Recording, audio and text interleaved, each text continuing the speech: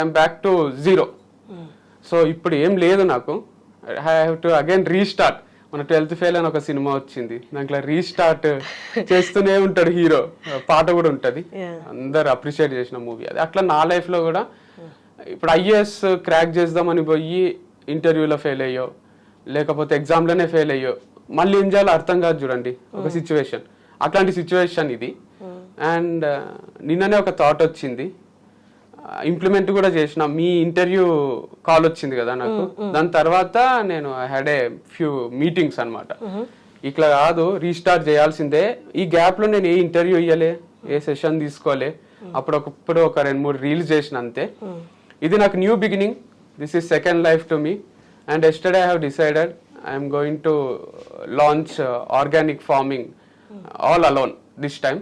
So నేనే ఒక organic form establish చేస్తున్నా.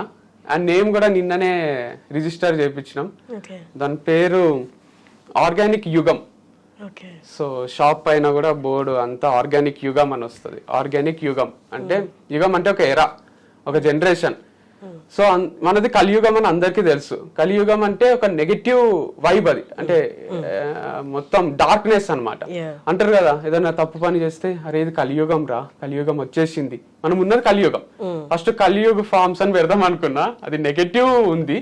సో అందుకు ఆర్గానిక్ యుగం అంటే మనం ఆర్గానిక్ గా బతకాలి, మనం మనుషులం ఆర్గానిక్ గానే బతకాలి, మనం తినే ఫుడ్ కూడా ఆర్గానిక్ అయి ఉండాలి, అది అందరూ ఫాలో కావాలన్నది నా ఫీలింగ్.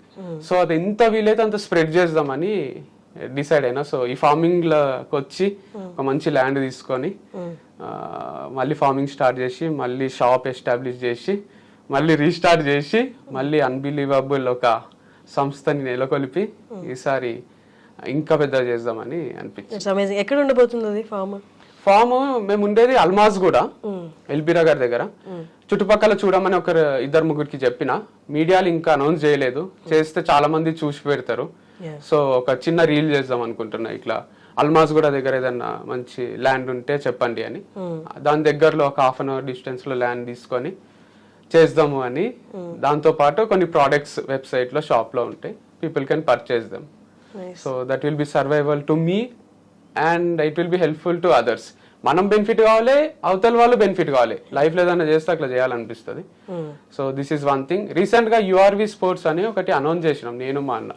ఒక స్పోర్ట్స్ షాప్ పెడదాము, ఒక ఇట్లా మంచి బ్యాట్స్ అందిస్తాం, క్రికెట్ బ్యాట్స్, షటిల్ బ్యాట్స్ అని. కానీ నాకు మనసు అంతా ఎందుకు